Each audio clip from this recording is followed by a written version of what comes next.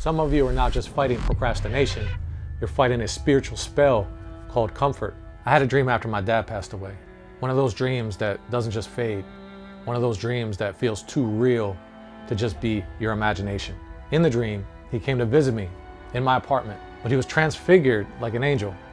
And he looked at me and said, "You're not always going to be comfortable in your life." And that was it. Simple but powerful.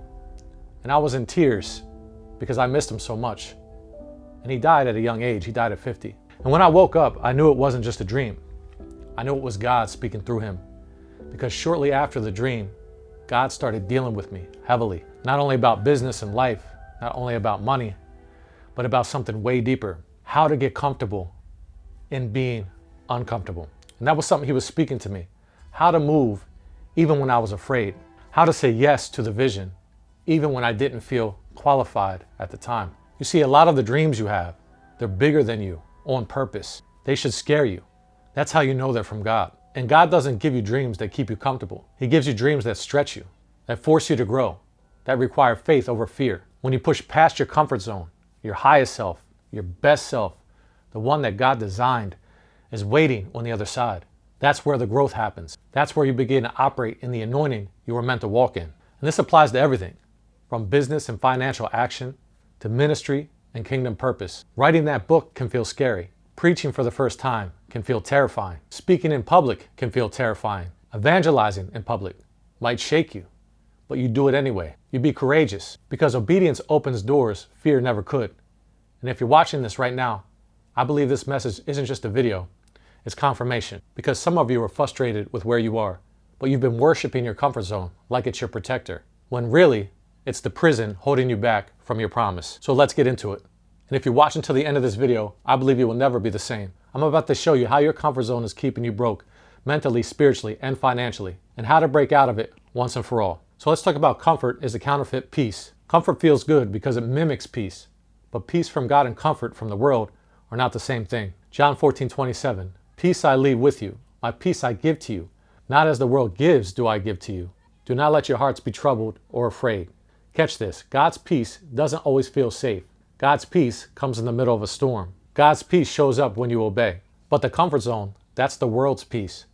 It's predictable, it's repetitive, it's low risk, but it also has low reward. It says, don't speak up, don't start that business, don't post that video, don't risk being seen, play it safe, keep your job, keep your head down. That's not peace, that's the enemy whispering. Stay exactly where you are.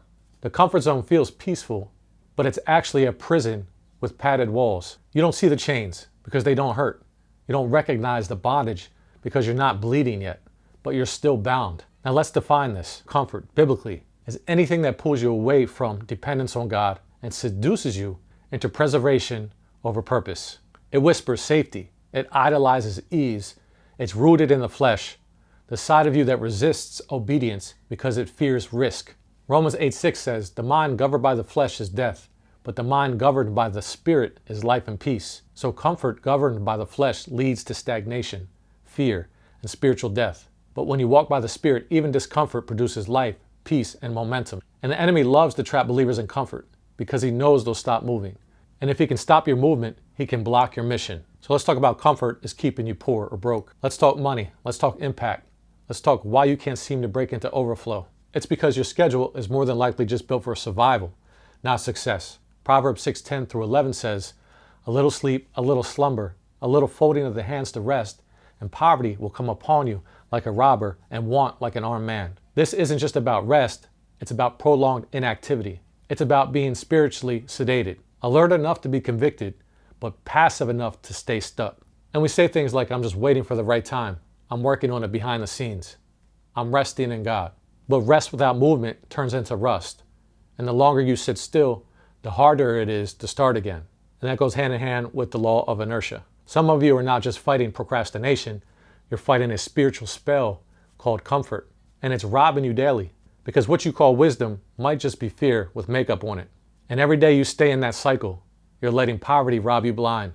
Not just financial poverty, but mental poverty, spiritual poverty, vision poverty. And the enemy just isn't after your bank account, he's after your belief. Because if he can drain your belief, he can kill your output. And if your output dies, your income dies. You'll start talking like a visionary, but living like a victim. Let's talk about comfort covers fear. The truth is you're not actually comfortable, you're scared. Fear is the foundation of the comfort zone. Fear of failure, fear of rejection, fear of wasting time, fear of not being good enough, fear of being seen, starting small. So instead of building, we start pretending. We stay at the same job. We don't launch the business. We don't post the content. We don't pray bold prayers. We don't write the vision. We wait, we stall, we delay. And the whole time, the assignment is sitting there, waiting for you to walk into it scared.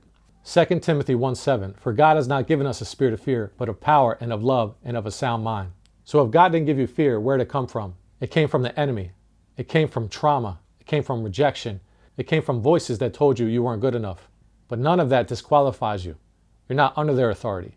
You're under God's. And He says, move anyway. So let's talk about comfort preserves your current identity. Comfort doesn't protect your future, it protects your past. It preserves who you used to be and makes it look noble. But your calling demands a new version of you, a bolder version, a disciplined version, a spirit-led version. Growth requires a dying to oneself. Because to step into who God is calling you to be, you got to kill off the old man. That's why it's uncomfortable.